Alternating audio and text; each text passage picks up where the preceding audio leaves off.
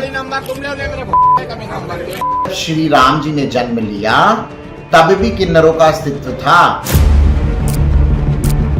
तो हमारी परंपरा शुरू से चलती आई है और ये इस परंपरा को कोई खत्म नहीं कर सकता। अवैध वसूली वही करेगा जो सही में किन्नर समाज से जुड़ा नहीं होगा। चुनिंदा अगर एक दो किन्नर गलत गतिविधि करते हैं तो पूरे समाज को लपेट के रहते हैं। किन्नर होते ही ऐसे हैं। आदमी को पैसा नहीं देने पर कूद कूद के मार रहा है। लोग हमें एक दूसरी दृष्टि से देखते हैं। मैं चाहती हूँ कि अपनी विचारधाराओं को, अपनी मानसिकता को बदलें। नमस्कार, आप देख रहे हैं AIN न्यूज। मैं हूँ आपके साथ पूर्वी अग्रवाल। हमारे साथ हैं श्री श्री 108 महामंडलेश्वर स्वामी डॉक्टर वैष्णवी जगदम्बा नंदगिरी जी, जूना अखाड़ा अंतर्राष्ट्रीय किन्नर अखाड़ा से। और आज ये ब्रज में घूमने के लिए आए हुए हैं यहाँ पे, तो आज ये इनसे बातचीत करते हैं कुछ ब्रज के बारे में। जी नमस्कार महाराज जी। नमस्कार, जय श्री महाकाल, ओम नमो नारायण। कैसा लगा आपको ब्रज में आके? आज आप तो वैसे ब्रज में आते रहते हैं हमेशा। देखिए, ब्रज से तो मैं हूँ ही और ब्रज में आगमन हमारा होता रहता है। कई प्रकार के सांस्कृतिक और धार्मिक कार्यक्रमों में हमें अतिथि के स्वरूप में यहाँ पे बुलाया जाता है, आते रहते हैं। और हमारे ठाकुर जी और ब्रज में तो हमारे इष्ट हैं ही, तो हम लोग यहाँ दर्शन करने के लिए मेरा आना जाना लगा रहता है। जी, आज के जो ब्रज है और पहले का ब्रज था, उसमें आपको कुछ अंतर नजर आता है अभी? जैसे हम देखिए, ब्रज धाम जो ब्रज का एक जो हमारा सांस्कृतिक और ऐतिहासिक धरोहर है, हमारा जो ब्रज धाम, अब उसके अंदर बहुत ज्यादा बदलाव आ चुका है। और मैं कहूँगी समाज के कुछ ऐसे चुनिंदा लोगों द्वारा ही ये बदलाव आया है कि जो एक ब्रज के अंदर जो श्रद्धा और भावना लोगों के अंदर थी, अब मैं देखती जा रही हूँ कि वो उसके अंदर बहुत ही कमी होती जा रही है। क्योंकि हमारे ब्रज धाम में, जैसे कि मैं सब प्रथम एक बात का विरोध करना चाहूंगी कि सखी समाज, सखी संप्रदाय, सखियों को कहते हैं कि एक सखी भाव होता है। सखियों से हमारे ठाकुर जी बहुत खुश होते हैं और उनकी नृत्य, गायन, वादन, आराधना, साधना, तपस्या ये हमेशा से ऐतिहासिक रूप से चलती आई है। लेकिन आजकल के कुछ लोगों ने हमारी छवि को भी धूमिल कर दिया। जो सखियों का भाव होता है वो सखी भाव ना होके बहुत सी ऐसी एकदम गलत गतिविधियों के कारण उनके छवि को बहुत प्रभाव पड़ रहा है। क्योंकि वो लोग आते हैं, जैसे कि ब्रज में हमारा होली का जो त्योहार है वो सबसे ज्यादा प्रसिद्ध है। मुख्य रूप से कहते हैं कि होली देखो तो ब्रज की देखो। तो सखियों की होली होती है, ठाकुर जी के साथ आती हैं सखियां, होली में गायन करती हैं, नृत्य करती हैं। लोगों के अंदर श्रद्धा थी जी। लेकिन वो कुछ लोगों ने जो है ना सखी का स्वरूप लेके, कुछ पुरुषों ने या कुछ ऐसे समाज के लोग हैं जिन्होंने अपनी गलत गतिविधियां, पुरुषों के साथ गलत कुरीतियां करना या उनकी गतिविधियों में लोगों के साथ लड़ाई झगड़ा करना या होली की आड़ में गलत तरीके से अपने आप को यहाँ पे प्रस्तुत करना, ये सब चीज का हम विरोध करते हैं। उससे हमारे ब्रज धाम में ब्रजवासियों को भी बहुत ही बुरा लगता है, उन पे भी बुरा प्रभाव पड़ता है और आने वाले श्रद्धालुओं पे भी जो भावना थी, जो सखियों को देख के नमन करते थे, सम्मान करते थे, स्नेह करते थे, आशीर्वाद लेते थे, पर अब उनकी वजह से अगर हम भी धर्म की गद्दी पे, अगर हम भी विराजमान हैं और हमारा भी आगमन होता है, तो बहुत से लोग जो होते हैं वो सम्मान नहीं देते हैं। क्योंकि वो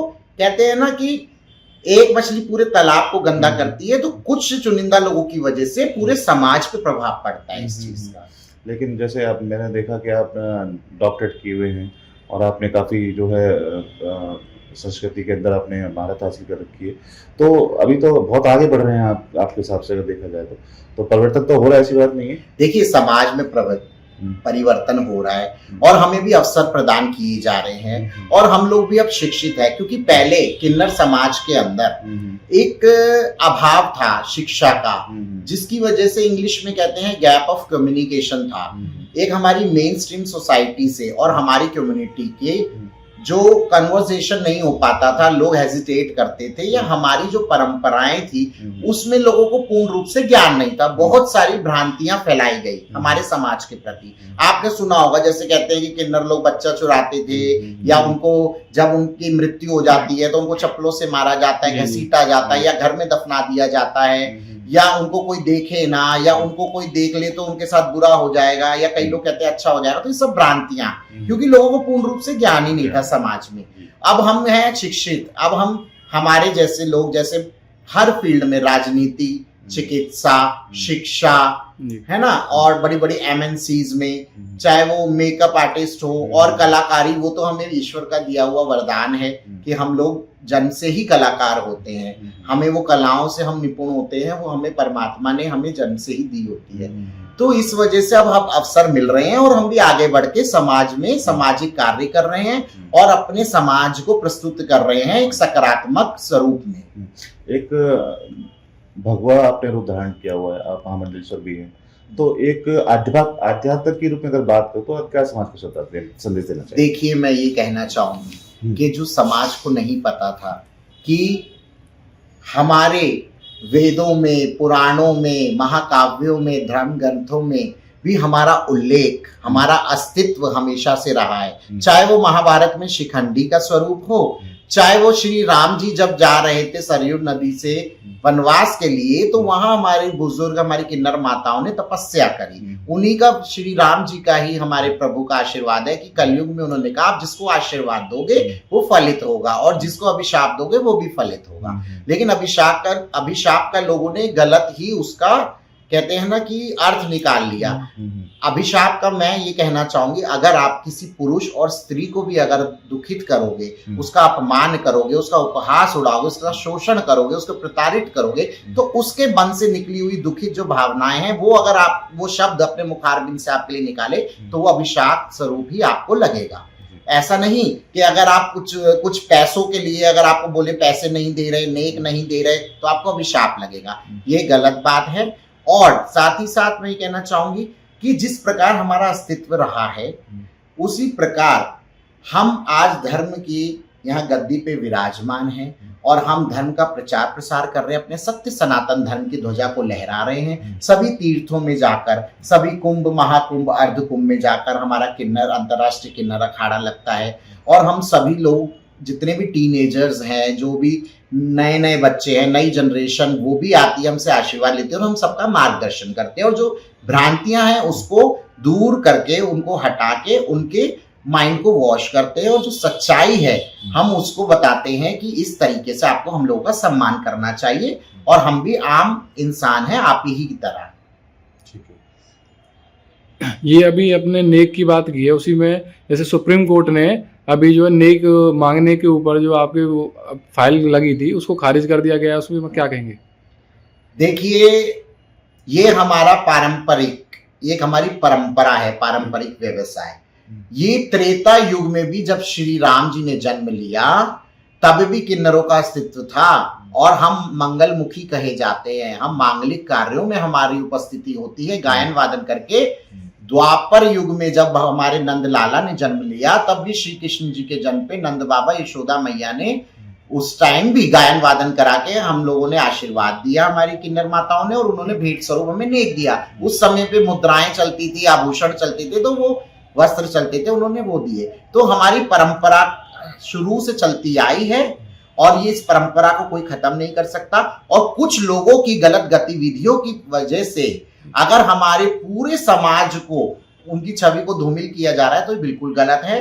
कि कुछ लोगों की वजह से, अगर कुछ लोग गलत होते लोगों हैं की तो वजह से जो आरोप लगाया जाता है कि जो है अवैध वसूली की जाती है नेक के नाम पे।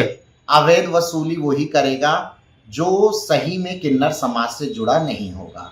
किन्नर समाज में गुरु शिष्य परंपरा होती है और ये हमारे, आप लोग रोजी रोटी हमें देते हैं, हमारे यजमान होते हैं, क्योंकि हम 30 दिन उसी क्षेत्र में जाते हैं। हमारे यजमान दाता के घर में नव विवाहित जोड़ा विवाह हो या कोई नया शिशु जन्म ले तो उसमें हम आशीर्वाद देते हैं, या किसी नए दुकान या मकान के मुहूर्त में।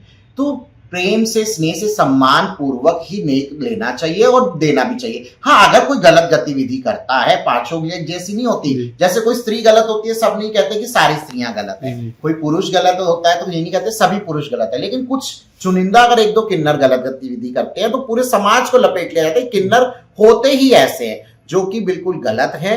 और मैं यही कहूंगी कि अगर वो लोग कुछ करते हैं तो आप उसका प्रशासनिक तौर पे उसको दंडित कर सकते हैं। आप प्रशासन को बता सकते हैं, और प्रशासन सबके लिए समान है। जैसे हमारे संविधान में समानता का अधिकार है, स्वतंत्रता का अधिकार है, ऐसे ही प्रशासन में सब बराबर है। जो गलत करेगा उसको दंडित अवश्य करना चाहिए।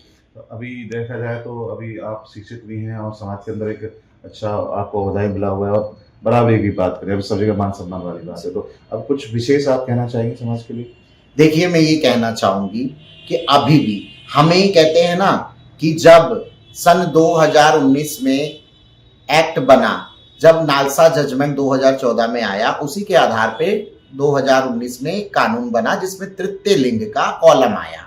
पहले क्या होता था, हमारे समाज का कोई भी व्यक्ति जब जाता था तो लोग कहते थे आप पुरुषों में जाओ, पुरुष जैसा आप नहीं, आप स्त्री जैसे आप स्त्रियों में जाओ। वही लोग कंफ्यूज थे कि हम इनको भेजे कहाँ।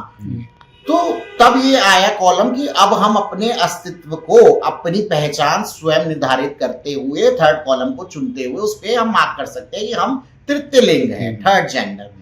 तो ये कागजी दस्तावेज में तो हुआ ही हुआ, लेकिन मैं चाहूंगी अभी भी लोगों के अंदर वो प्रेम और सम्मान का अभाव है। लोग हमें एक दूसरी दृष्टि से देखते हैं। मैं चाहती हूँ कि वो अपनी विचारधाराओं को, अपनी मानसिकता को बदलें और हमसे पूछे कि हमने संघर्षपूर्ण जीवन कैसे जिया। आज अगर यहाँ पे मैं एक धर्म की गद्दी पे विराजमान हूं तो उसके लिए मैंने जीवन में क्या संघर्ष किया, कितनी चीजों का त्याग किया। अंग्रेजी भाषा में कहते हैं what's the real meaning of criticism and discrimination, and we know very well what's the feel of criticism. क्योंकि हमें कदम कदम पे क्रिटिसाइज किया गया, वो हमने सारे उतार चढ़ाव देखते हुए आज हमने अस्तित्व को पाया।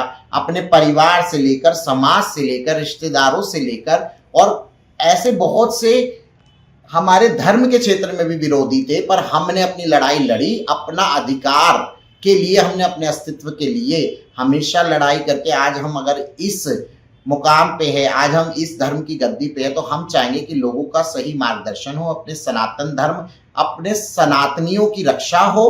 क्योंकि बहुत से ऐसे आप देख रहे हैं कि धर्म के विरोधी भी हैं जो गलत कुरीतियां कर रहे हैं। कितने लोग देखिए, आप देख रहे हो कि हमारे धर्म का अपमान कर रहे हैं, पर हमारे सनातनियों को इसके लिए सतर्क रहना चाहिए और एकता होनी चाहिए। एकता में ही बल होता है। और हमारे समाज का सम्मान करिए, क्योंकि यदि आप हमसे मिलेंगे, बैठेंगे, बात करेंगे, तभी आप हमें समझ पाएंगे, हम आपको समझ पाएंगे। कहते हैं वी डोंट जज a book by its cover. आप किताब की एक कवर को देख के नहीं जज करते, उस किताब के अंदर क्या लिखा है, किताब को पढ़ना पड़ता है। तो ऐसे ही हमसे भी आप बात करेंगे तभी पता लगेगा। और आप अगर किसी का सम्मान नहीं कर सकते तो कृपया करके आप उसका अपमान और उपहास भी ना उड़ाएं, क्योंकि हम अपने जीवन को जीते आए और हम आगे भी जीना चाहते हैं। मुख्य धारा समाज में आज हम समाज सेवा कर रहे हैं। आज हम धार्मिक या हमारे सांस्कृतिक या किसी प्रकार की गतिविधि होती है, उसमें समाज को हम सम्मिलित करते हैं। हम स्त्रियों को, पुरुषों को, अगर मैं कोई यज्ञ करती हूँ, मैं कोई अनुष्ठान करती हूँ, तो मैं सभी को सम्मिलित करते हुए, सबको आमंत्रित करते हुए, सबके साथ करती हूँ सामाजिक तौर पर। और अगर हम यही चाहते हैं कि ऐसे ही हमारा आप सम्मान को आप समझें, हमारे भाव को समझें और ऐसे किसी का उपहास न बनाएं।